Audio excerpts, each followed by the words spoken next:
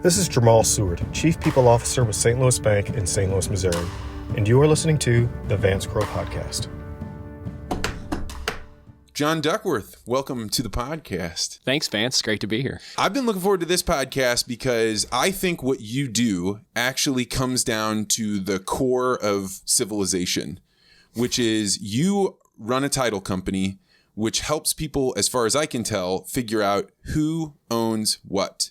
Is that right? That's breaking it down. Yeah, that's what we do. We help determine who has ownership rights in property and all the other different types of rights others may have in that property. Now, the first time I ever came in contact with a title company, it was when I was buying a house for the first time, and I found it to be really frustrating, and I was pretty angry when I found out, like, we're paying for somebody to tell us who owns it and how that works. Why is this an important thing? So we have to break down property rights into what the different types of property there are. I think most people, at least in Missouri, understand that we have real property, personal property, because we pay different property taxes on those things. When you're buying a piece of personal property, like a car or a boat or even a shirt, those are things that they're single items that are very easy to determine who owns that. With cars and boats, we have a certificate of title that the state issues. It's a very simple document, and they say, you have this car. This car cannot change. It's not going to change its shape. It's not going to, you can't loan a part of that car to another person for a specific period of time. And it's very finite type of property that at a certain point in time will cease to have any value. Real property, real estate, is property that we know has long-term value. The longer you hold real estate, the more valuable it gets, generally speaking. And so what goes into real property rights is a lot of different individual rights, whether it's the right to live on the land, whether it's the right to mine that land, whether it's the right to cross it with a road, the right to you use it as collateral for a loan. So all these different types of rights, in law school, they talk about it as a bundle of sticks. Each right is one stick in a bundle of sticks going into property rights. So going back to your question about buying a house and why do you have to go through a title company? Why can't the county tell me who owns the property? Why can't the state just say, all right, you own this property? Well, property lines change from time to time. And it's a very complicated procedure that involves realtors, it involves lawyers, it involves surveyors, and all these different parties. Somebody has to analyze it at the end of the day and say, this is who owns it. I remember when we were buying this house and we were going through the plat and we figure out that whoever built the fence before we got there was wrong by about 1.5 feet. And it was crazy because I was like, hey, I met the guy that's next door. We get along. What's the big deal? Like, this is not going to be a big deal. And everyone that I spoke with was like, put it in writing, talk with him, make sure he agrees that that's what's going on. Why all this like formality and seriousness about this stuff? So we have a long enshrined property right called adverse possession. Adverse possession also might be known as squatter's rights, which effectively is saying if you use a property exclusively and openly and notoriously for a set period of time, you can lay claim to the title of that property. Really? Yeah. So when you have a fence that's over the property line and your neighbor's been cutting that grass, he's been planting flowers in it, playing catch with the kids, he's using it. And if it's on the other side of the fence, chances are you're not using it. So he's using it exclusively. So over a period in Missouri, over a period of 10 years, if he has exclusive rights that he can then file a suit with the circuit court and say, I own that property because I've used it openly, exclusively, notoriously for the last 10 years. Does that actually happen? Absolutely.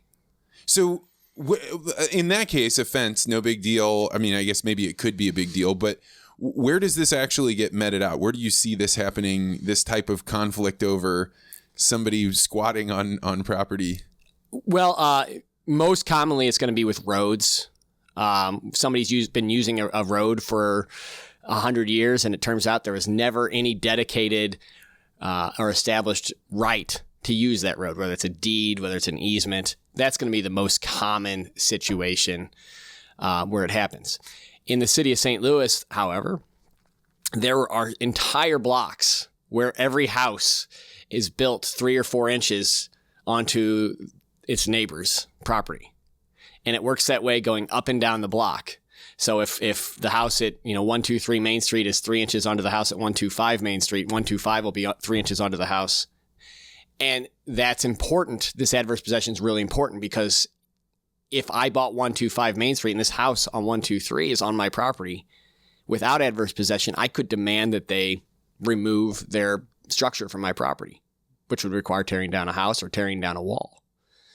But by having this adverse possession right, once it's there for that long, you say it's there, it's been there, they have the rights to that property. And so are you in effect like a detective? Like what is the role of the title company? Because from my perspective, just a guy that had barely bought any property before that point, it was like, we show up, you guys go open up the internet and you say, yep, that house is owned by that person. They can sell it to you. And then that's it. So I think one of the easiest ways to talk about title and what we do is really to go back to an old, just an old cliche of a Western. Think of an old Western movie and there's the poker game going on and the guy's sweating. He's got his pocket watches in the pot and you can see he's struggling. And then all of a sudden you see that rolled up piece of parchment that says deed on it. And he's thrown his deed in the pot. So if you go back to the days of the Wild West, that sort of thing happened where I pledged my property as collateral to you to give me a loan. And if there were good land records in those days, that was fine. You could go check out the public records before you bought that property to say, wait a minute, did so-and-so pledge this property as collateral? So I'm not going to give you $100 for this plot of dirt if somebody's going to show up tomorrow and say, hey, I have collateral. This is my collateral. I'm going to foreclose and take the property. So that, in effect, we're protecting those buyers when they're buying that property from the seller, confirming that that seller owns the property and that has not pledged it as collateral, that there are no liens on that property, meaning no debts secured by that property. Because the worst thing for you would be to buy that property and have somebody show up and say, hey, I hold a note against this property. You owe me $100 or I'm going to foreclose and you lose out on what you've got. I heard a guy talking about that one time, and so it seems like a real thing, but I've only heard it in the abstract. Is that a common thing that happens? It's not common. Title insurance, contrary to pretty much every other form of insurance, is backward looking. We are more in the business of risk elimination rather than risk acceptance. So if you take car insurance, auto insurance, that is risk acceptance. There is the certain probability that you, when you get into the car, are going to get into an accident and cause a claim.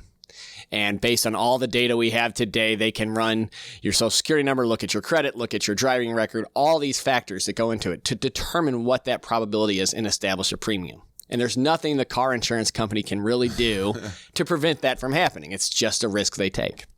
With title insurance, we are actually covering things that have already happened, but could be hidden. So when you write a contract to buy a piece of property and it goes to the title company, we begin doing research to identify those risks. We identify what those risks are, such as the fence being over the property line, such as a mortgage to ABC Mortgage, or maybe there's an unpaid mortgage from 1983 that we need to deal with. And they do go back that long. A standard title search for residential property will go back 45 years to see who owned it over the last 45 years in liens. But we actually go back in St. Louis. Generally, we're going to search back to about 1900 to identify other types of encumbrances, which we're going to get a little more complicated. I won't. Yeah, do it, man. I'm down. This is interesting. All right.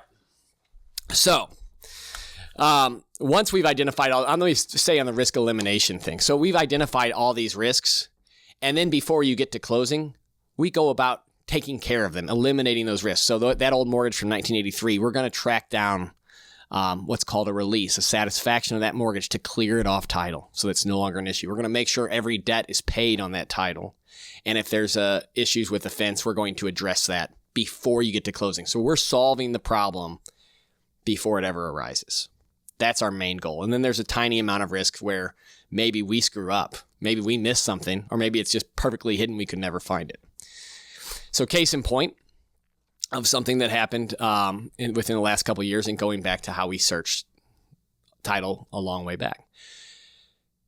On every piece of property, as I've talked about, there's other rights. There's the ownership rights. There are lien rights, the right of a bank to collect its collateral for a debt. But there's other encumbrances and things that restrict the use of the land. So there may be an easement for the sewer to run under your property. There may be a right-of-way for a highway to go along the side of your property, an easement for a utility line to go overhead. And once these easement rights or other types of rights are established, they are perpetual. They last forever unless they are revoked by the person who is entitled to use those rights. Okay. So for that reason, we can't just stop in 1960 and say, all right, we're done, because something that was enshrined in 1950 might come into place. In addition, there are restrictions. You buy a house in a subdivision, there are rules that govern how you can live in the neighborhood, what type of siding you put on, can you have pets, the nature of your fence, all these different rules that affect the use of your land. So we have to identify all these and make sure that everybody's aware of what these are. So here in St. Louis, we closed a house in Webster Groves, old house, as they are in Webster Groves, and we did our proper title search all the way back. We have in our chain title back to about 1900, and went through closing. Everything was fine, and our purchaser, as is common for new purchasers, starts talking to neighbors and going over his grand plans to how he's going to put in a pool and build a big garage and a deck, the things that all new homeowners do. We always have grand plans. And so as he's talking about putting in his pool, the neighbor said, well, my sewer's running right underneath here. The buyer said, no, I had a survey, title company, it's not there. Neighbor said, I promise you that's where my sewer is. And he alerted the title company. We went, we contacted MSD, and sure enough, they confirmed that their line was there.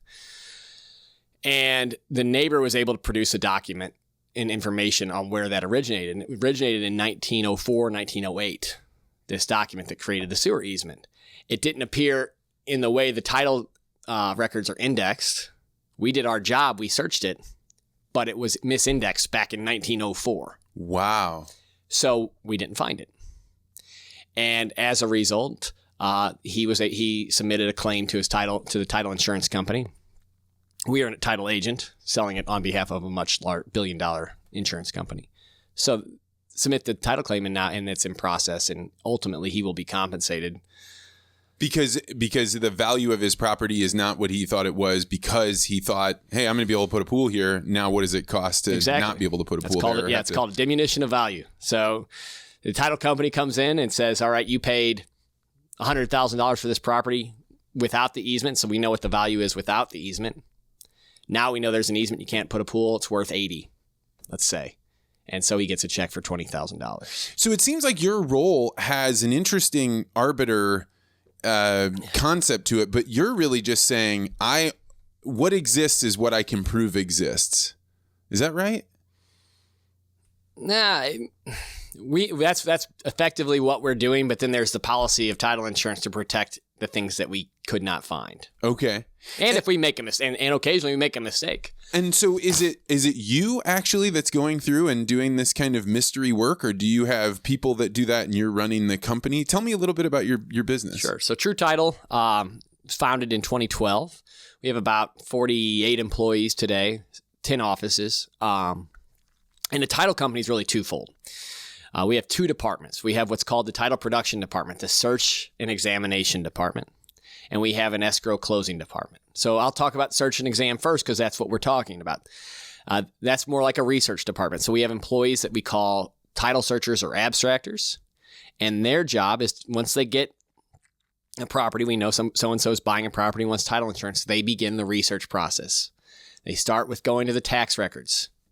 Pulling up the tax records, we find the last deed for 123 Main Street. Now we know what the legal description of this property is, and we can begin doing that research. Then we either go to a what's called a title plant, a computerized electronic index of public records, or we might go down to the county courthouse, go to the land records, where there are actually books that record every document that's recorded in the land records.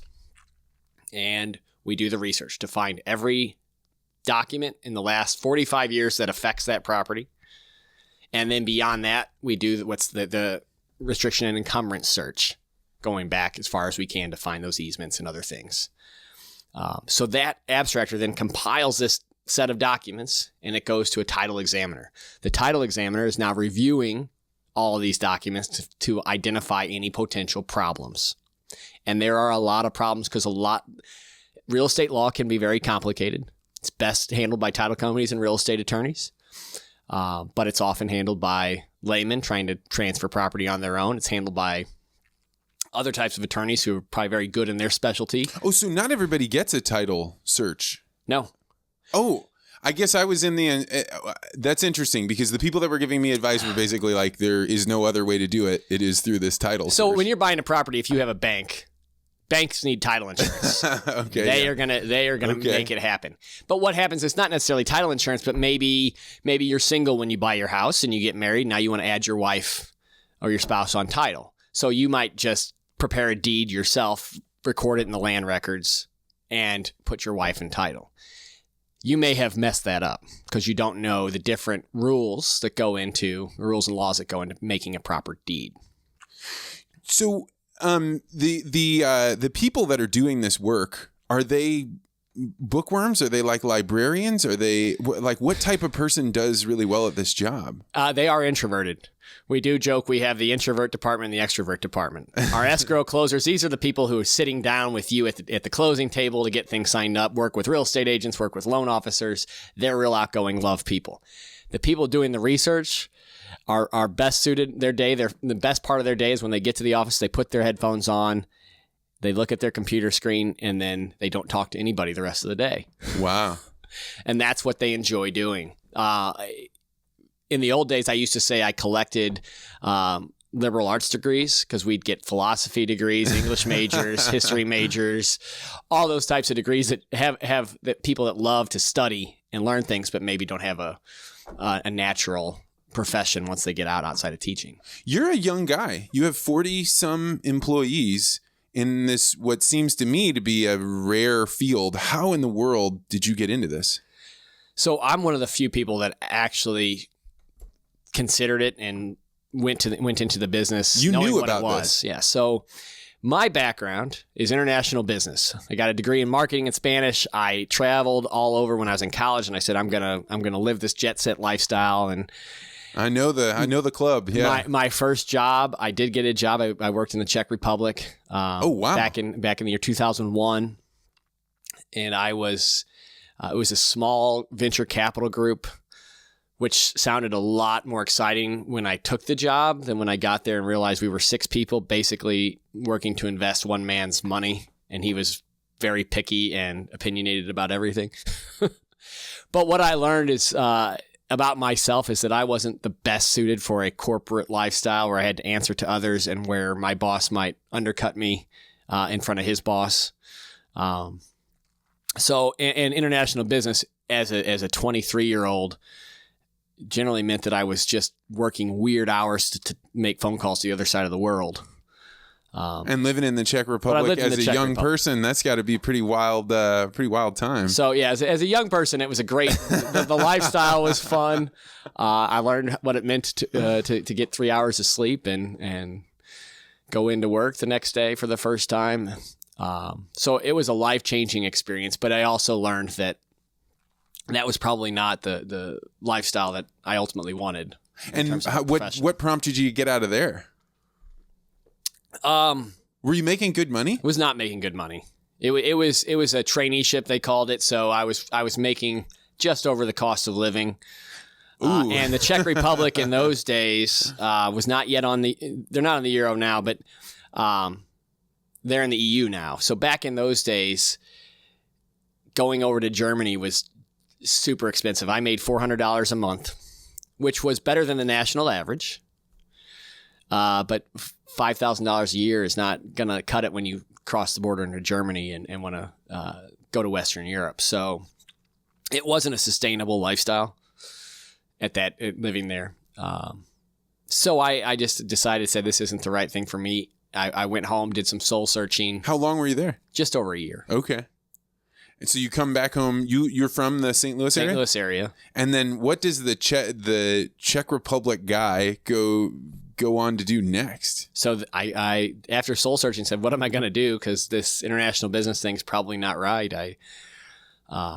When you're a kid, I know. So I had this concept of like international business, and you're actually ahead of where I was, because I got all the way done with school thinking I'm going to do PR communications. I want to do international. And you realize when you're just out of school, no one wants you to go international. You don't have any skills to go international. And by the time you get enough skills, oftentimes people are married and they've kind of got set up. And but I had that same kind of pull. I went the deckhand route instead I saw of that venture capital route.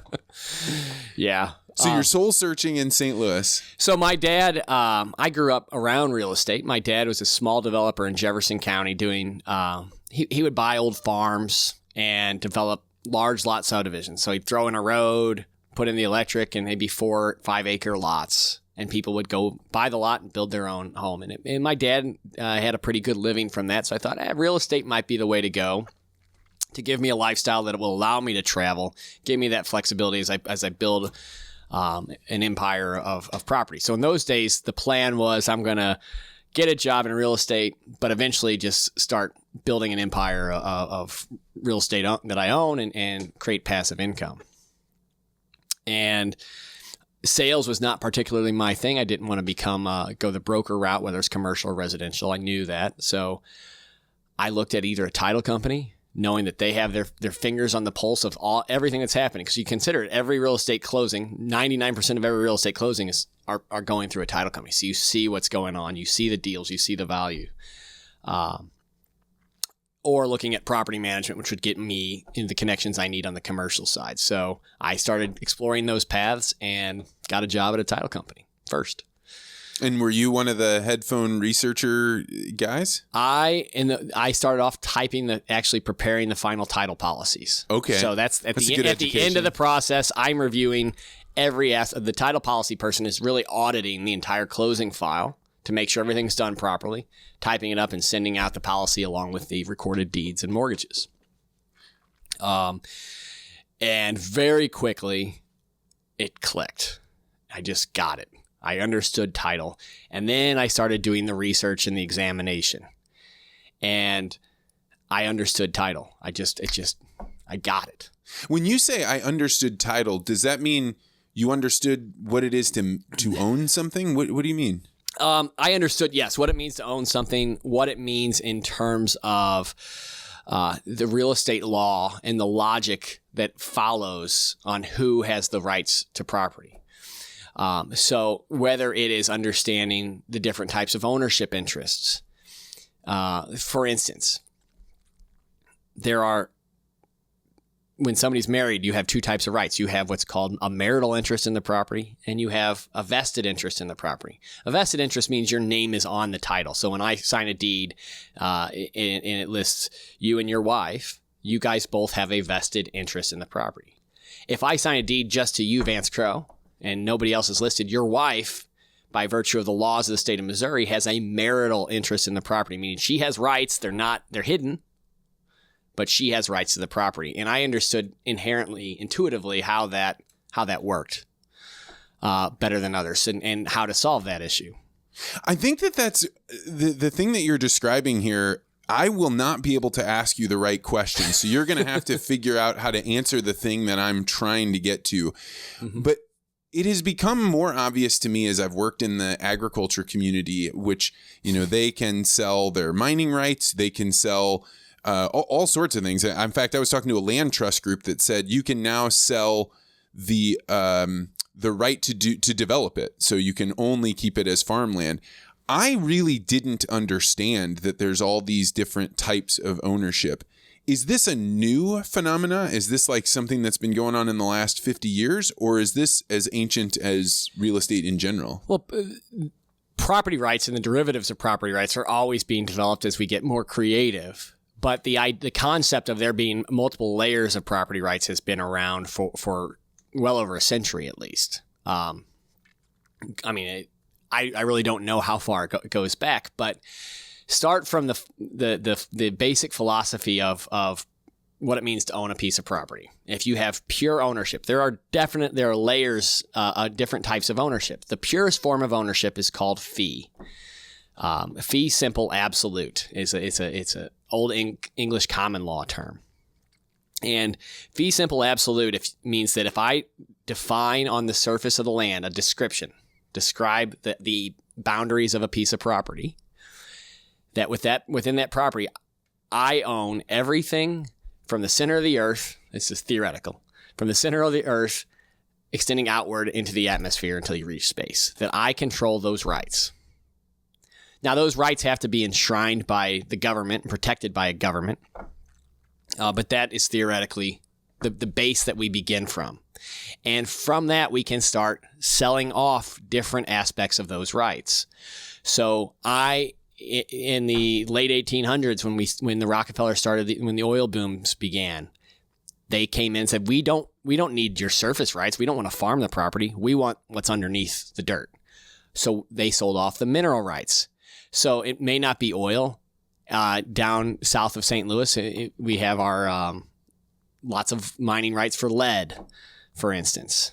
Iron or mineral, we call that mineral rights, subsurface rights. But you can break up the subsurface rights to say it's just the right to extract the oil, just the right to extract the iron, whatever the case may be. But we can be very specific on what that right is. Those rights can be perpetual and last forever, or they can be terminated. It's all subject to a written agreement that's recorded and enshrined in the land records. And then what's next after fee simple? So you have fee simple, and then you have the mineral rights. What else? What other ways could somebody own? There's a leasehold. Is a common form of ownership, certainly in the United Kingdom, but in parts of this country, Maryland is one, where somebody says, I own this property, but I'm going to lease it to you. Everybody's familiar with a lease, right? You lease an apartment. It's the same concept, but I will do it for a longer period of time. In England, it's oftentimes a 499-year land lease that the crown, the royal family that owns most of the real estate, gives, and then you have the full rights to use that real estate and do everything you need to over that 499-year period, or the 99-year period, or 20-year period. But we can differentiate that. So in commercial property, we see this a lot. Walmart wants to come in and build a store. They don't want to pay the full price of the real estate because they know the markets change, and 30 years from now, they may not want to store where that property is. And they also understand when they put up a building that there's a life cycle of that building. Yeah, particularly right? a Walmart building. A Walmart. Yeah. So they say our buildings are good for 20 years. We'll sign a 20-year lease, put up our building, and at the end of that 20 years, you get the building and the land back as the property owner, and we relinquish our rights to the property. And Walmart's okay with it because they've depreciated the cost of that building, the land value they've got out of that property over 20 years, and they can renew and rebuild, or they move on down the road, as they usually do. It's funny to think about those leases or anything going for 20 years or 100 years, because you put something in 20 years you can imagine, but it's pretty hard to imagine how the world will look 20 years from now. But you get 100 years out on a lease, and at least when you're signing it, it feels like forever, I'm sure. Sure. And it oftentimes is, but you see that, old money type families that have owned this property, they want to make sure it stays in their family and that they maintain some control over it for that period of time. So it is a multiple generational transaction that they consider. So you have a couple of kids? I have 2 kids. You have 2 kids, and how old are they? 10 and 12. So 10 and 12-year-old kids have a definite perception of what they own, what is theirs versus what's their brothers or what's, Sure. the neighborhood kids. When you watch them and you're seeing them interpret what they own, what strikes you as somebody that knows so much about property? That's an interesting question. One I've certainly never considered it. Well, one of my thoughts, the reason I have this is my nephews are very young, right? Like, and so I see them playing and I see them recognize, I want this. And some of the things that they want are theirs, and they feel like I have the ability to share this or not share this. it seems, it doesn't seem cultural. It seems almost like it's embedded into our DNA because maybe somebody taught him that, but it's, I don't know. That's a great philosophical question. Is it embedded in our DNA? The concept of private property rights is not universal in the world. With my kids, they certainly confuse ownership on, hey, this is my house. No, it's not your house. It's your mom and dad's house. But they're very certain of the things that they own when they get a gift card or they use their money to go buy whatever thing that they buy. And they definitely differentiate between that, but they don't quite grasp that concept of that what's my mom and dad's is not also theirs. When I was growing up, I'm the middle of 7 kids, so my parents had this thing, for Christmas, you would get gifts, and we had a rule that for 24 hours, you didn't have to share. Now, to me, that made all the sense in the world, right? But I didn't realize that essentially that gift was yours for about 24 hours, and then it became community property. That's funny. That's an interesting concept, but it gave you the feeling of this is mine. And then you were still responsible for it. So if that toy is left out or whatever, but you could no longer assert your, like you seeing some other kid play with it and then decide I want it now. Didn't matter. After 24 hours, it was communal property. So my question then I'll kick back to you on that. Did it change the way that toys were cared for and kept? And once it became community property versus something that was your own? Yeah, I mean, so in my family, if you were neglectful of your toys, my parents just threw them out. They had so it became very much like, well, this is one way to get rid of a toy I don't care about. But if you really did care about that toy, you definitely preserved it, put it away, made sure it was, away from everybody else. And I think that gets at the idea of the true value of what private property rights are versus communal property rights.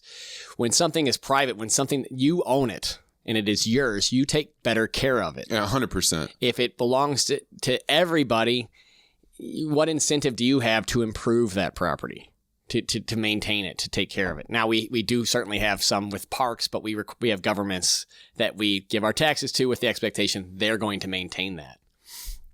I'm going to get philosophical again on this idea of private property versus communal property.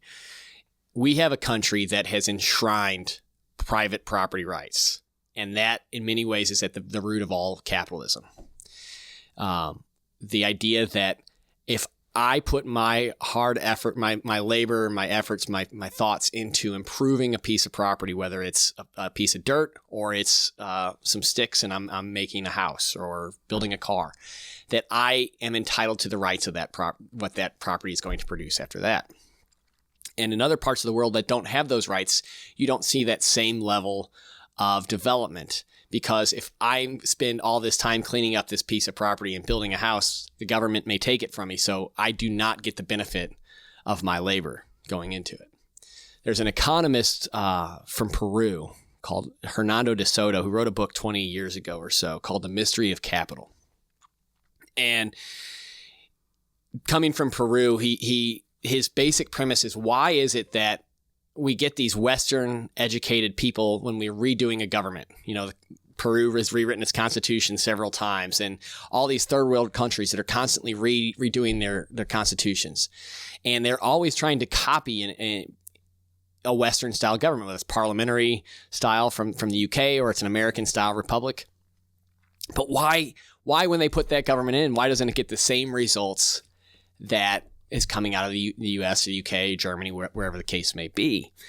And one of the things he talked about was just this enshrinement of private property rights in our culture. We just inherently get that toy is mine. It is mine and not yours. And it comes down to, it's part of our culture, but does the government also back up that private property right? When governments really enshrine and protect private property rights, it allows the individuals to then work to improve their property, to use that property to develop and produce more and more goods and things and services. And beyond that, the number one source of financing of small business in the world is the equity in your own home. You go to a bank and say, I'm going to start my factory. I'm going to start knitting sweaters and selling them, and I need money to buy my sewing machines and everything else. If I have title to my property, if I have the private property rights that are enshrined, I can then mortgage that property to suck out that hidden equity, get money from the bank, invest in a business, create jobs, spur the economy forward. And all of that comes back down to that, is it my property or is it everybody's property? If it's everybody's property, I can't suck out the capital that's hidden inside that. I'm totally with you. I had a guy that kind of looked in on me at Monsanto, and he was from Latin America, and he'd worked his way up, and he said, well, when I got done with college, I went to graduate school, which was in effect a sort of educational experiment that the U.S. had built 2 schools in Colombia. One was economics and one was law. And they were like, if you want to reshape a country, you have to first have a fundamental understanding of prices, supply and demand, what is ownership, and then law. You have to have like, how are we going to met out the differences there? And this sent me on a rabbit hole of looking into this in a really deep way, which is probably why I'm so excited to talk with you, is that I came to the realization that almost all of the Western religions, so Christianity, Judaism, and even Islam, the very, very beginning tenets of those religions are ownership. I mean, the very first story of the Bible, when they're describing Adam and Eve, naming things and giving dominion over them and what is yours, it's so fundamental, because without an understanding of what you own and what I own, then the only way you can met it out is force.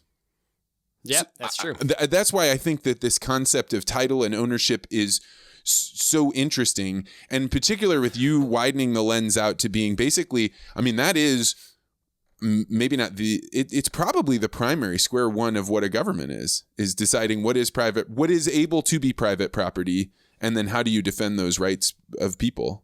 That's certainly was one of the founding principles of this country. I mean, I don't know if it's a myth, or I don't know if I've studied it in depth, but it is said that the original preamble, the Declaration, was to protect life, liberty, and property. Yeah, and it was later amended by the powers to be life, liberty, and the pursuit of happiness. But I think that, and I know this is a really controversial opinion now, but when I've heard people describe why was it that landowners had the right to vote, and I'm certain that it was done to tilt the scales to make it so the people that were in power stayed in power. However, the philosophy, when you go back and read about it, is, to your point, it was saying these are people that are continuing to build on what they have, and therefore they're the ones that have the best interest in making sure that the government is set up such that they can continue to build. Right. And it goes to that. And with that private property, we are constantly improving. I can sell it off, give it to somebody else who is going to benefit by the fruits of their labor. I speak with farmers all over the U.S. and Canada, sometimes over in Europe. And one of the things that I'm coming to the realization of is a fundamental difference between people that are farmers, people working the land, and not all farmers own the land, but a significant portion of them are, and people living in the city, is that people living in the city, many of them have no concept of actually owning land. They genuinely don't understand what it means. And so not only can they not picture what is an acre, let alone 2,000 acres, the concept of having a physical place that you own as something that has value, it's not a part of their day-to-day culture. There's a movement I've been reading, even from some fairly, freedom-loving capitalistic economists, suggesting that perhaps home ownership is not the great thing it should be, that we've been sold throughout these years because home ownership is subsidized, going to your point that more and more people are moving into apartments, and maybe that's not the worst thing in the world, that we do segregate this concept that own things, but maybe real estate is not the thing you need to own, because there are lots of different forms of ownership and ways to invest your own capital. Wow. Do you think that's as a result of how badly the bubble ended up getting and exploding? And it's part of it. Part of it is we have development laws that have really restricted new development, new home ownership, that have pushed the prices of new homes out of the range of of millennials, new home buyers. The statistic that was used in the story I read about this was, I think, in, let's say 1990, at the height of the baby boomer, when they were at their peak sort of home ownership, that people that were 35 and under owned roughly a third of the real estate in the United States. A third of the value of the real estate in the United States. Say that statistic again. That's shocking. People that were 35 and younger, maybe it's 40 and younger, but in that the younger demographic owned about a third of the real estate. Oh my God, that can't possibly be the number now. And today it is something like 4 to 5%. Yeah, wow. And that's we've had a grow, in 1990, planning and zoning was just getting started in at least our part of the world. It was more established in other places. But now with concerns about environmentalism, things that are all certainly can be very valid claims, we have restricted development so much so that it's just increased. We've limited the supply of real estate. Consequently, the prices of real estate have gone up. And so if you live on the West Coast in San Francisco, Seattle, and you're a first time home buyer, your salaries, first average people out of college are not making six figures. Enough to buy and they can't buy a $500,000 yeah, right. Condo. I think that one of the great mistakes in the Western education, and it was true of me until I got to college. I mean, I had economics classes in high school, but I didn't really have an understanding of economics until I got to college. And when you first, I don't know if you had this feeling, but when I first saw supply and demand cross and then have that be price, and then you start learning like, okay, what happens if you bump up supply? What happens if you lower demand? Without that, it seems as though things like prices and value come from, some higher order, the people in charge. And it's only when you have that sense of like, oh, wow, that you want to be really careful with this graph. You don't want to break it. But I think, did you have that same kind of profound experience? Yes, absolutely. Economics always seemed like this just completely abstract science full of numbers and guys that sat in closets and all they did was crunch numbers all day. And there was the profound epiphany for me with economics is not that it was the study of money and flow, but it was really the study of human interaction. Yeah, that's right. In its most basic form, it is human behaviors intersecting and how they behave when those things accept. And because the supply and demand is really just the action of a human's perception of what that is. Oh, that's an interesting take on that. I hadn't really thought about it. I mean, demand is absolutely subjective, right?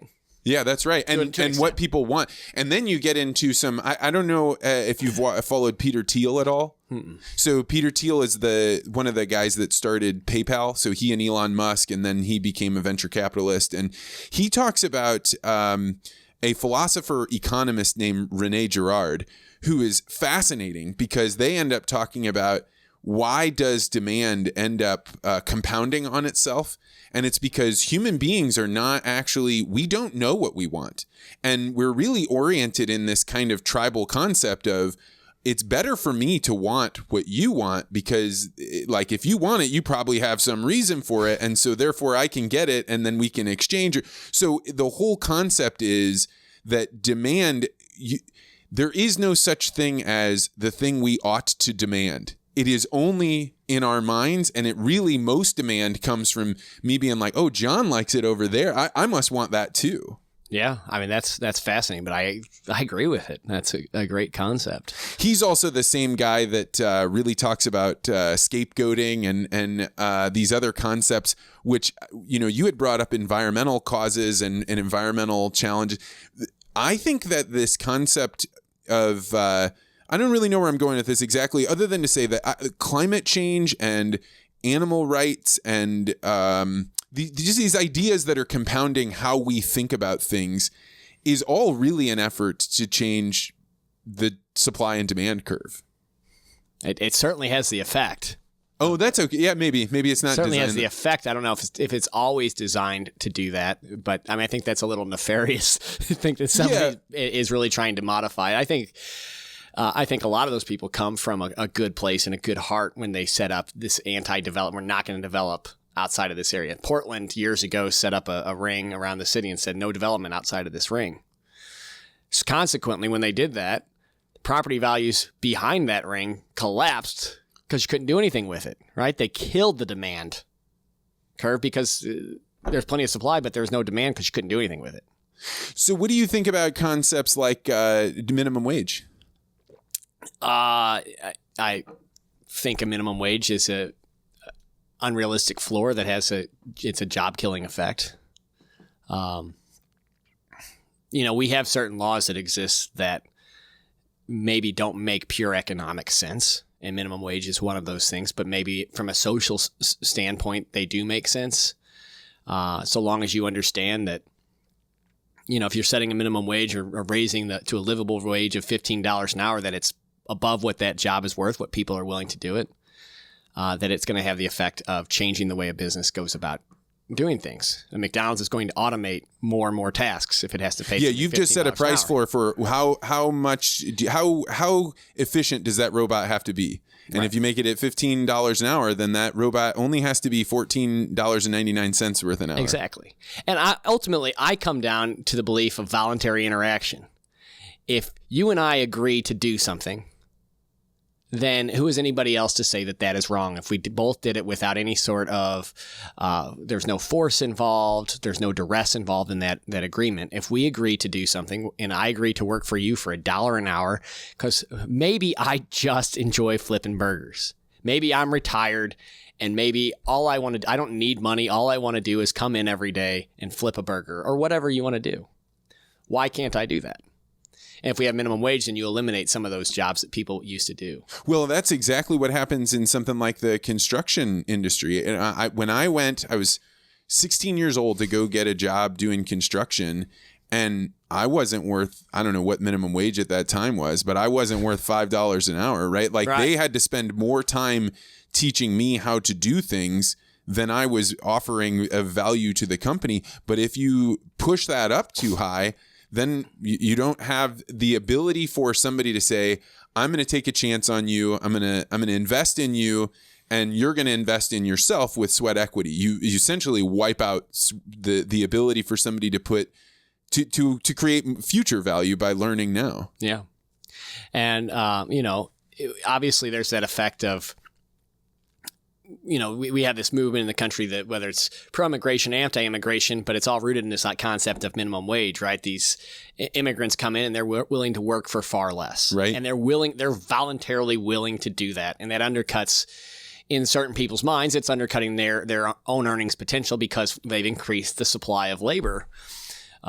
But at the same time, this country is built on the backs of immigrants who come in, who shoehorn their way into this country with jobs like that, and they have kids that become doctors and farmers and whatever they're going to do. But that's always propelled our growth by doing that. And I think if you cut out minimum wage and we start killing jobs, then we're going to cut out what has been the lifeblood of our progress. I worked for a paving company in college, and that was one of the great learning experiences for me on a whole bunch of levels. But what you're calling to mind is I worked with this totally Latino crew. They were from Mexico and Guatemala, and they all talked about the willingness for either themselves or the person that they were bringing in to work for way less.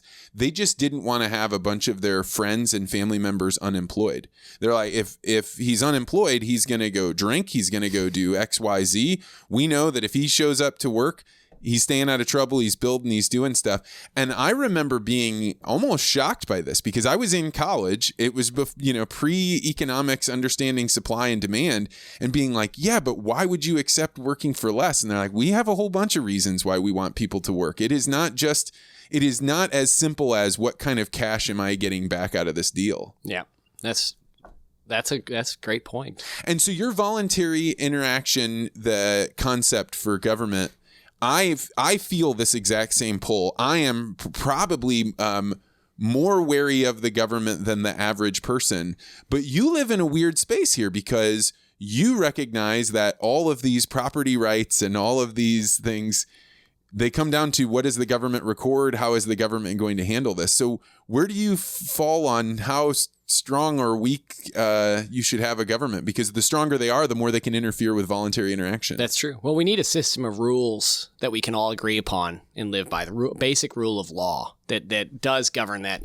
interaction, the private property rights. Because without that basic rule of law to protect private property rights and to protect my personal being, so we are living in just pure anarchy where the strongest guy wins. Whoever has the most guns or the biggest guy can take what he wants.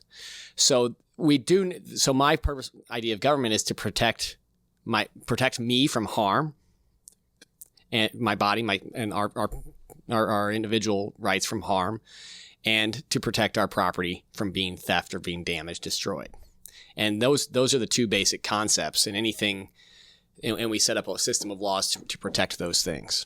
And then we follow those laws. Right. And then the more that you add into that outside of that core, they may be for good reasons, but you have to understand that every time you add something in, you're creating friction between two people to be able to have voluntary interactions. Correct. If it doesn't harm somebody or harm anybody else, then there should be no reason you can't do it. Was this a philosophy instilled in you by your father? I mean, you talked about he was into property. He kind of knew these. Was this something you grew up knowing? My father did a pretty good job of hiding his own philosophy. He didn't preach or share what his beliefs were. Of course, growing up with, around your mother and father, you still observe. We learn by imitation. So it was certainly a aspect of the way he grew up. It was a bootstrap, do it yourself. Don't expect anybody else to help you out along the way. He grew up relatively poor in the sticks in Jefferson County, and everything that he earned, he did on his own without help from others. And so that was the same value that he instilled in me. And then when he was got into his 40s and had a little more freedom to interact politically, he was active in basic libertarian concepts, and that certainly helped mold my own beliefs. And then the more I studied in college and reading philosophy of John Locke and or Ayn Rand or how old were you when you encountered Ayn Rand? I think I was a senior in high school. Oh, man. Gosh, I wish I would have done that. I mean, I had the basic idea, but I didn't read that book till I was 30. Wow. It's one of those interesting books that the philosophy is there. College professors hate it, so they're never going to push it. It's not a philosophy that they even accept as a valid philosophy, which is fascinating that they don't. What you don't realize if you haven't read that book is how pervasive it is in our culture. And it wasn't written that long ago, right? We can go and find videos of Ayn Rand talking, but it is everywhere. It's like all of a sudden, and it's not just like one of those, I went out and bought a red car, so now I see red cars everywhere. It like the philosophy, Ragnar Daneskul and the archetypal characters, they're everywhere. They absolutely are. And people read it. It's they're on Reader's Choice Awards. It's, Fountainhead and Atlas Shrugged are two of the top 5 books chosen by readers. I think it's because it reflects a part of the economy that you're not naturally predisposed to, right? It exists, and granted, a lot of her characters are straw men, and they're like, wildly unsympathetic to any other. But it reflects light onto things that we ordinarily don't let ourselves say. Like, we don't talk about lazy people in society. That's taboo in our culture to be like, there are lazy people. That book lays it out. There are lazy people. There are takers. There are people that want to slow down progress. And you don't hear that talked about. And at least I didn't in my college textbooks. No, I mean, one of my favorite passages in either of those books is the point Francisco D'Anconia says. He overhears somebody say, money is the root of all evil. And he turns and says, yes, but have you ever asked what is the root of all money? Breaking it down. And that's not something that we talk about. And he goes on to talk about money is really just is a form of exchange that was created to represent man's labor, a woman's labor. A person in the days before there was a true currency, any form of money, right? It was all barter and trade. I'll plow the field for you if you will sew my, make my clothes. Money allowed for that good to be more transferable between just two people, now I could extend that to a greater civilization. And he talked about that. And there, we were trained in the idea of money is the root of all evil, but that is such a concept that is really the opposite. It's the root of all that is, the root of money is the root of all that made society great and civilization grow to the heights where we are today. I'm 100% with you. And money is an entirely philosophical concept, right? It doesn't matter how real it feels and how much it buys. It actually is a philosophical concept.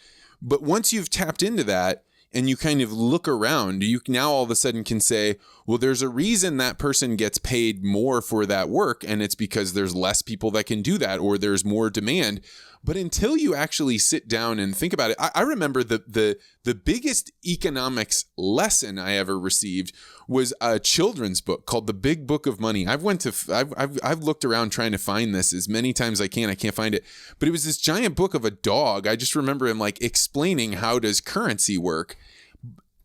I was maybe 18 years old when I read it, but it wasn't until somebody was like, this doesn't even represent gold. It represents what is somebody else willing to do work-wise in exchange for that? Yeah. And what were you willing to do to get that? And how does it all work together? That's great. And that's an education that we don't really put on our children and don't teach them. I think it feels almost like we have a guilty conscience or something about it. There's some sort of shame associated with money. To your point of people saying it's the root of all evil. I mean, it's part of you brought up Western religion, saying go back to the Bible and Jesus throwing out the moneylenders, and it was a very negative thing. And I think that we've created systems and governments that have helped the people who have money keep their money artificially. So we've created systems that have made it more unfair. And I can't highlight any of those systems off the top of my head, but minimum wage, for instance. I mean, just the very act of being able to hire an accountant, right? Once you have enough wealth built up that you can hire an accountant, now all of a sudden you play in a different game. And doesn't even have to be that sophisticated, but it's understanding how do these taxes work? What am I allowed to write off? What is a write-off? And then once that gets going, and that's not necessarily a trick that we set up, but once you get involved in that, then all of a sudden you realize there are weird tax credits. There are things available to people that unless you know where it is in the book, you can't get to it. And so there's where it's a hard line to draw, because you don't want to penalize people and say, well, because you having an accountant gives you an advantage, therefore you can't have one, or everyone should have to have one, because that's not right. But you get deeper into the thing and you start saying that there are things that are slanted in the world. Absolutely. Absolutely. What are your thoughts on how much money is being printed in the last few years? I think we're in a dangerous place. But the interesting thing is that it's a global phenomenon, and the idea of currency is just an idea. I don't think has been explored. At least in the economics that I've read, the mainstream economists do believe in printing money to a degree, but they all know what that happens to monetary policy. It's gonna collapse at some point in time. But we haven't ever printed money all over the world in this way. And at a speed like we're printing now. It's crazy. And it seems as a system that is eventually going to collapse. But as long as we believe in that system, it won't collapse. And that seems to be where we're headed. And I can't quite grasp where that is. I have recently been deep diving into things like the Bronze Age collapse, and I'm not doing doomsday or thing. I just didn't even know that there was a whole series of societies that just fell around the Bronze Age, and there were these sea people that came and burned all their property.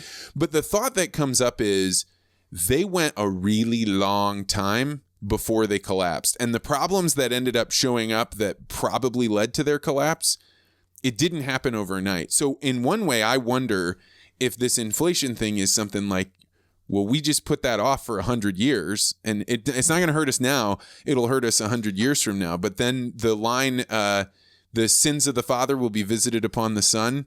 That's what that brings to mind. That's certainly going to happen, but we keep kicking that can and propping it up. As much as we're printing money, we should have inflation at 3 or 4 times the rate it is today. Why don't we? Nobody's really been able to explain that to me. The best that I can come up with is in many of the staple areas that we have, the technology has kept pace with the inflation. So, for example, the amount of money that you spend on food is actually going down, but that's because food production has become so much more efficient that it's beaten those out. You know, you can look at other parts of the world where I think that inflation gets soaked up in certain parts of our economy. The other day, somebody pointed out healthcare, but I think the student loan debt, I think the price of college is where a ton of inflation is getting soaked up. It appears to me, and then you might have a really interesting take on this. Land prices, even when you had the collapse of the market, the land didn't get any cheaper. So do you think inflation is getting soaked up in land prices? No, I don't. I mean, land didn't get cheaper, but it didn't get sold. Oh. It didn't move. Fair point. Fair, touche. So as an example, I bought a bunch of land in 2007, right before the collapse, and we couldn't do anything with it, but we just sat on it. Okay. Because we knew the prices would come back eventually. And so I mentioned student loans. What do you think about the student loan? Is it really a crisis? Like, so people everybody agrees that it's a problem. Where do you think the problem began, and what would you do to how big of a deal is it? I agree that it's a problem. I think it needs to be included in the bankruptcy laws. You should be able to declare bankruptcy. Amen. See, somebody said, that used to be the only two inevitable things in life were death and taxes. Well, you can avoid taxes now, but you can't avoid student loan debt. So that was the change. It's death and student loan debt, and it's been well talked about, that we as a society have said every child needs to go to college, which is absolutely not true. I'm sure you went to college with some folks who are like, you shouldn't be in college. Yeah, and your highest and best use in life is not going to be as an accountant, right? It may be being a top level, auto mechanic, which you have to be highly educated in that specific field, right? To be a good mechanic today. Where I saw that really show up was when I got on the ship as a deckhand, and I began to realize you could make an entire career of being a sailor, of working in this way, of working on ships but almost everybody that worked on the ship went to college and was there because they were paying off student loan debt, and it was the job that they could get. Yeah. And to me, the danger that I see with the student loan debt is populism run amok, right? You cannot have a society where you told a bunch of people that were ambitious and excited, and they think they have dreams that they're going to accomplish, and then the debt that they take on doesn't work out. They become very open to joining mass movements, and those mass movements get burning, and you can't slow them down. So to me, the student loan debt, even if you're like, you as an individual should be responsible for your own debt, you took it on, you should pay for it. The problem is that you get enough of those people together that have all made irresponsible decisions, and there's no way for them to clear it off the books. They're going to push back somehow. Yeah. And let's be honest. They're making those irresponsible decisions when they're 17 years old. Right. They don't understand it. And we talked about financial education, not understanding it. Where is that conversation? Where's the responsibility of the universities to say, how can a university in good faith sell somebody a degree that the earnings potential of that degree will not pay off the cost of that degree? How can they, in good faith, sell that to somebody without opening their eyes and say, you want a degree, you want to become a teacher? That's a great and noble profession. But if you're going to school at Washington University and you're going to pay $50,000 a year for that, you're never going to pay off your debt. Right. So if you can't afford to pay this, you shouldn't take a loan for it. And then you have a real challenge, right? Like I have several good friends that went to the Brown School, which is the social work school at WashU. Yeah. It's supposed to be one of the great social working, programs in the country. It doesn't matter how good the education is if when you walk out of there, you're going to maybe make $45,000, $50,000 a year, and you're going to top out at $65,000 a year, $70,000, and you just took on $150,000 worth of loans. You're never getting out of that. Right. And the interesting, I heard a Princeton economist the other day talking about if you wonder why we build these giant dormitories and we put in, these elite, it's because if we don't, they'll go to Yale. They won't go to Princeton. And then, so you can be mad at us, but we're just fulfilling a market need. But it's not good.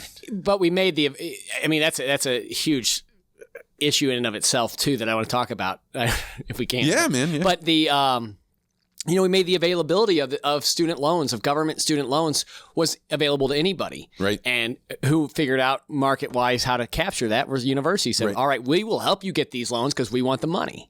And once you made it so they couldn't... the system became cyclical. And then they start, come to our university, look at our rec center, look at this, the amenities we have in our dorms. And now you've created this entire generation who's already grew up with getting everything, thinking the world was their oyster. That they were the best, that they could do anything they wanted. And now they've gone to college and they had all these amenities and they've got to come out. They've got student loan debt. They've got to learn how to live in relative poverty. And we're in college, they didn't. I wonder today, like how many of these kids know what it's like to skimp and scrounge and live on ramen noodles for Was that your college experience? To an extent. Yeah, mine was. To an extent. Mine was real. I mean, I spent way too much on booze. But, absolutely. But we had priorities. I was fortunate. If there weren't Jimmy John's, if that restaurant had not come into existence, that was the only way I got vitamin C was through the tomatoes. I'd had scurvy for sure. I was so poor. That's right. But I mean, communal showers, do those exist in dorms anymore? I don't know. Do they? I don't know. That's interesting. It's been so long. When they declared that you could no longer go bankrupt, what other market is there any other market we do that in? No. Because a bubble there is no possible way for a bubble not to show up when that happens. When it's like, you are a sure thing. I can garnish your wages. If you'll take this out, then I'll give you whatever you want. Yep.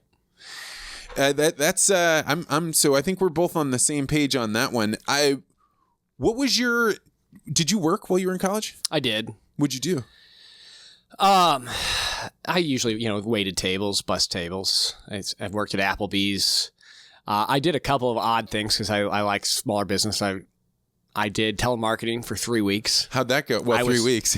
Terrible at it. I was horrible at it. I hated it. It was the worst job in the world. But I'm glad I had that experience. I sold aerial photography door to door. How?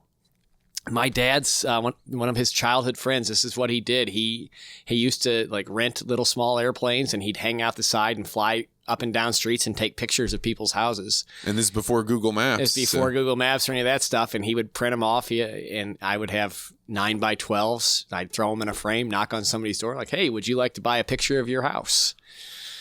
And also just a tremendous experience. I think my commission was 60%. So I started $125 and I could take it all the way down to $40 or $35. And how well did you do in that job? I mean, I did it for 6 months. I made a decent amount of spending money. It's good. There is no substitute for being in a position where you have to learn how to sell. I had to do it when I was in Boy Scouts. That was a good first step. But then later, I didn't do sales direct. So when I lived out in California, I was working at this public radio station, and my buddies and I were renovating an old ship. But I made almost no money at the radio station, and the ship was not going to pay for years and years and years. So I used to walk up and down on the docks asking people, "Do you have work?" That is an experience people should go through, because they would have you mend their nets or their, fix things or scrape. It was the worst jobs because they were like, "Hey, here's this 23-year-old kid. He's going to do whatever we ask him to do for whatever we're willing to pay him. Let's do it." But that's when you learn a lot about yourself and about how hard you're willing to work and about how you better work smarter, because you're never going to get out of this hole if you're just fixing people's nets all day. But yeah, and you realize that if I don't do it, nobody else is going to do it for me. Yeah, that's right. Yeah, that's right. You were out on your own doing that. That's a great experience. I think that's one of those things that it's got, I don't have any children, but it's got to be very, very difficult for a father to let their kid go without a net. But it's only when you don't have that net that you really figure out, what am I capable of doing? Yeah.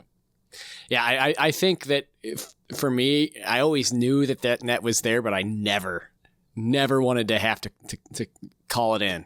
Yeah, and you know what? I should be honest. Like, there was no way somebody was going to let me starve to death, right? I wasn't living in Kenya. I wasn't even in the ghettos of the U.S. Like, if I really had to, but that would have been a terrible, terrible phone call to make.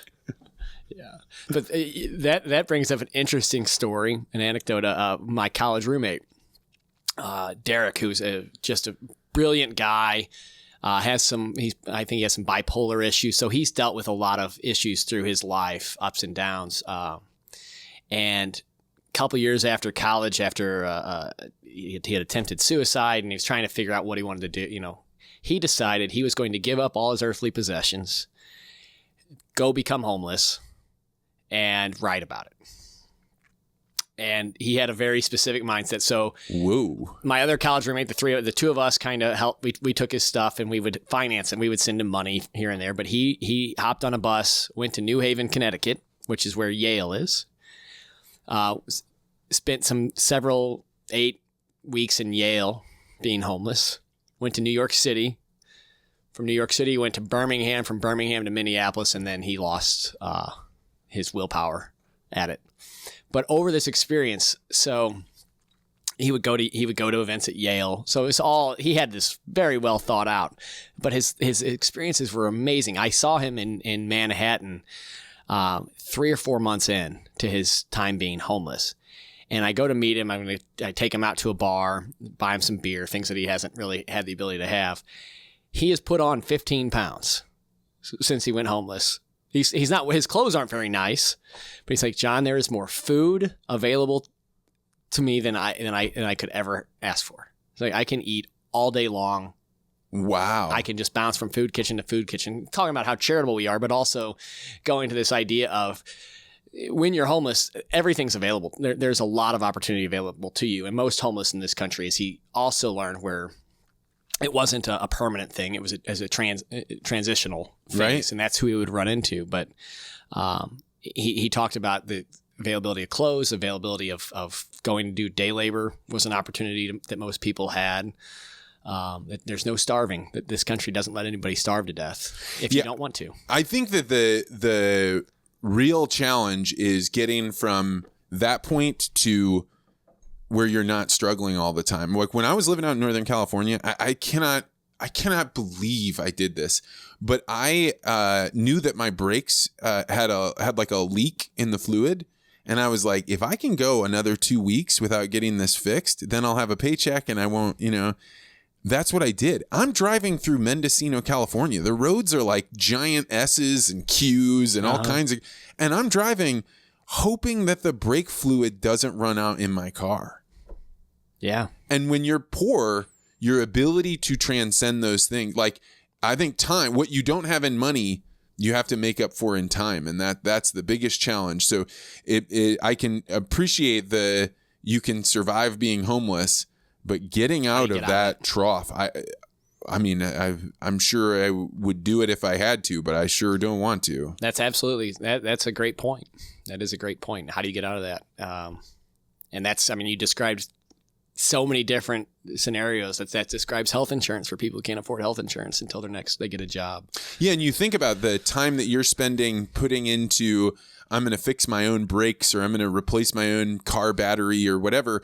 What you don't realize is what the time that when you're young, at least I did, the time that you're putting to doing that, somebody else is meeting with their accountant to figure out where the tax credits are and how to make. I'm not saying there's anything wrong with people doing this.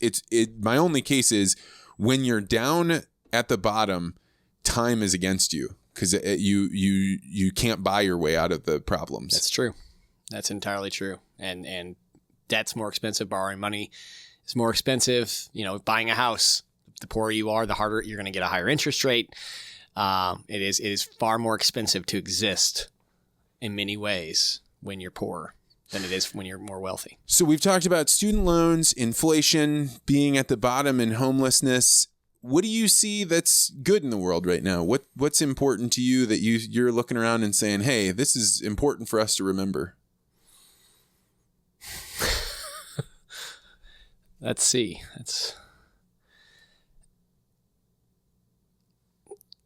I'm nervous about the world.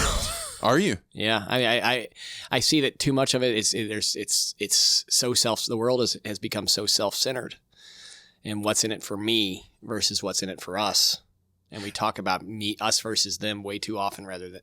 Do you feel like that's different than the past? Do you feel like we're more self-centered than in the past? Oh, absolutely.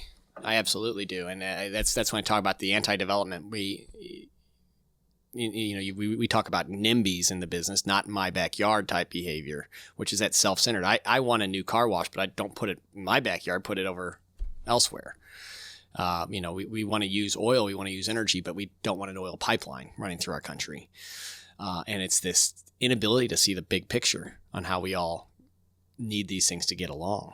Yeah, I kind of made reference to it before, but the podcast has a book club, and in the book club this month in March or February, we're reading a book called The True Believer, which is a book on how do mass movements get going. It was written by this guy that was a longshoreman, one of those guys that like picked up cargo and carried it on and off ships.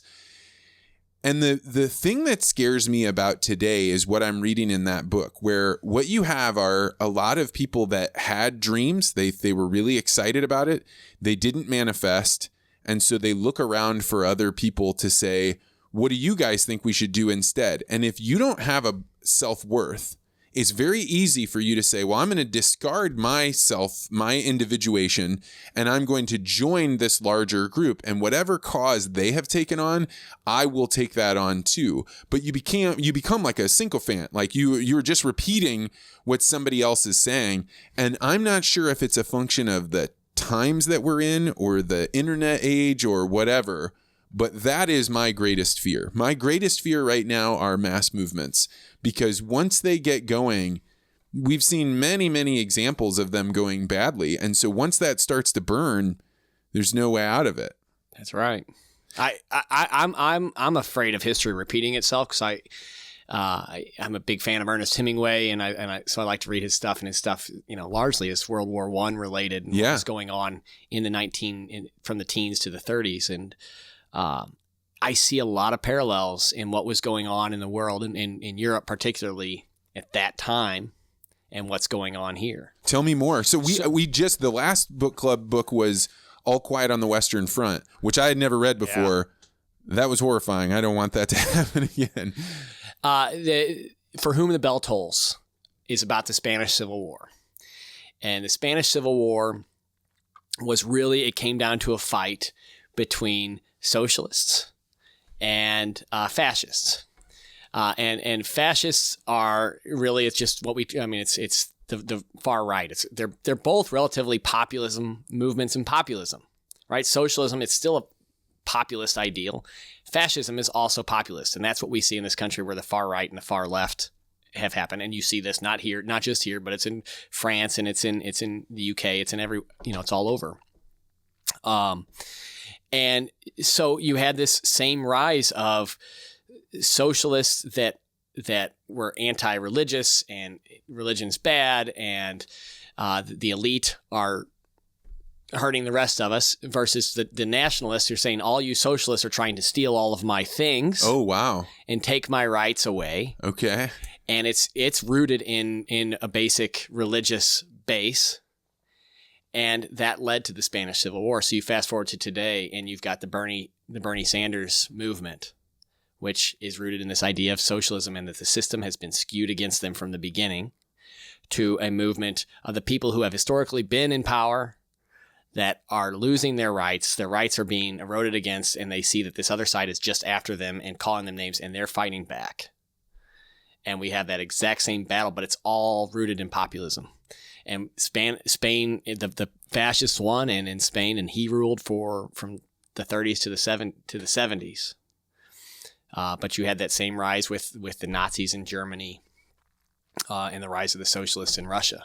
So here's the thing that scares me. If we just want to turn this into the terror episode, John Duckworth, title company owner and terror, is many of the authoritarian dictators that really rose to power came up as a function of disease being spread. because when disease spreads, we interpret that as a foreign invader. It's like not good. We want to get rid of that. And like Hitler, for example, one of the things people don't realize is when he started to get regional power. So before he had taken over, before the night of where they burned all the buildings, he had started coming in and demanding that factories clean everything up. So they use Zyklon A to get rid of different rats and things that were spreading disease. He planted flowers. They got rid of all these weedy areas. And suddenly people started getting healthier, right? And then when they started putting Jews in the concentration camps, one of the functions of that Star of David was to say these people don't have sanitary conditions. They are diseased. So even people that didn't want to be a part of the Star of David or treating those people differently, suddenly they started seeing those people as diseased, and you could bring that problem into me.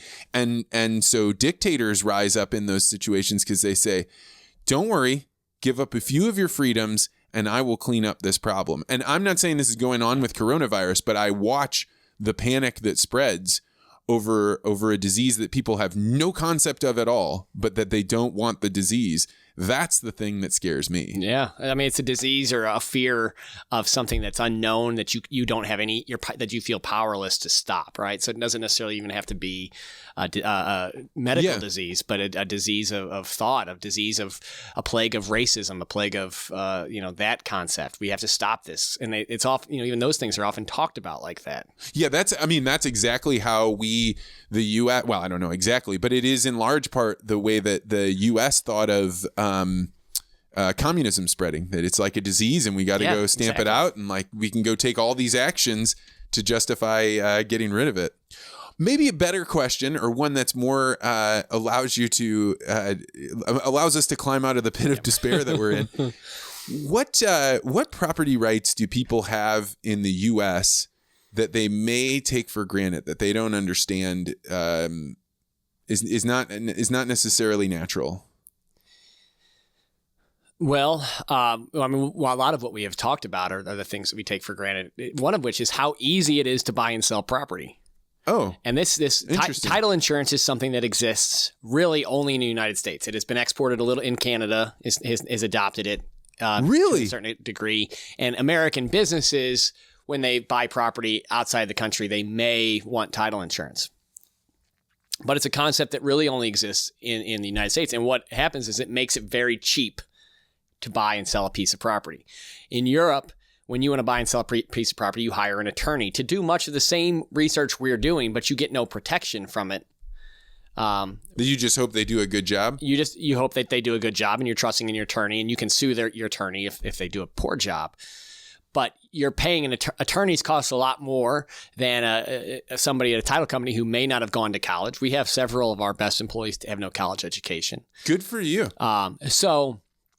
That we make it very cheap and easy to do that. The other thing we make it as, a tangent to that is we make it very cheap and easy to borrow money against your property for the same reasons. Banks have a very good system of foreclosure laws. I know that sounds backwards. I'm going back negative, but without good foreclosure laws, banks aren't going to make loans. Yeah, that's true. That gives the bank the protection that they need in order to make that loan, because they know if you stop paying, they have the security of that collateral to get some of their money back. So we have this very good system to move property, to facilitate the exchange of money and things that does not exist in the rest of the world. And it happened organically over time because maybe we started from this huge plot of ground that we can get back into some negative things on who owned that ground, but it was a bootstrap generation said, I can buy this and this system, I can then turn around and sell it to you, and you can take a loan out and build a factory with that money. So we talked about the role that government plays in kind of tracking this thing, right? You go to the county courthouse because one of their jobs is if something happens with property, you register it here. We can now make sure that somebody is the final arbiter of those things. In many ways, Bitcoin was put forward, or at least the blockchain under the Bitcoin system was said, hey, this is an alternative. It could be an alternative for, say, like Venezuela, where they don't have that kind of system. But I think the really strong, ardent people are saying this will also protect us in the U.S. What is your take on using the blockchain to record titles? I think it's a great system, but I think it's a great system for places like Venezuela or Georgia, which did institute it across their entire this country of Georgia, institute that as a way to record land titles, because it creates, now it's independent. It's not the government, that governments can get corrupt and change that stuff and change the rules.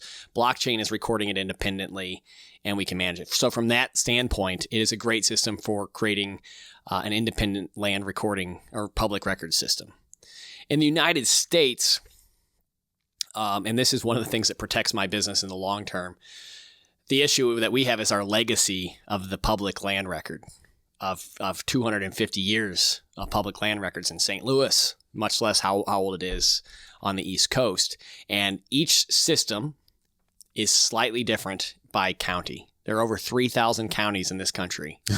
And most, they're all generally the same, but they're not exactly the same. And if you tried to force them to standardization, it would break things. And that's the thing. So the idea of just completely changing that, while it seems philosophically you can get to it, practically it can't ever happen. It's like eliminating the IRS overnight. There's too many vested interests that go into that would ever prevent that from happening. That's a very balanced and reasonable take.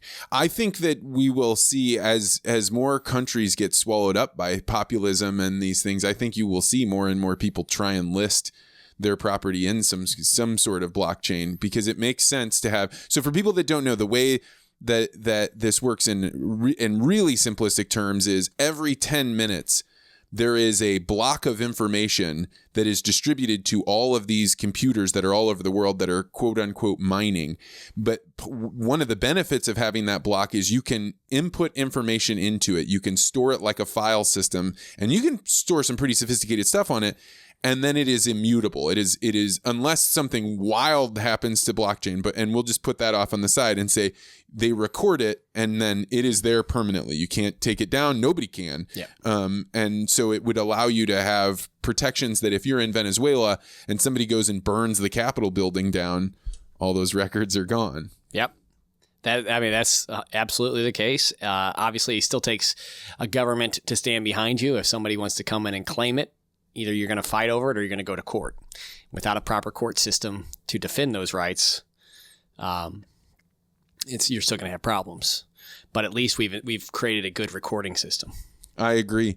Man, John, this has been great. If people wanted to talk with you about, hey, I've got a title issue, or I'm thinking about, where do your services, where's your area? So the best way to find us is just go to our website, www.truetitle.com.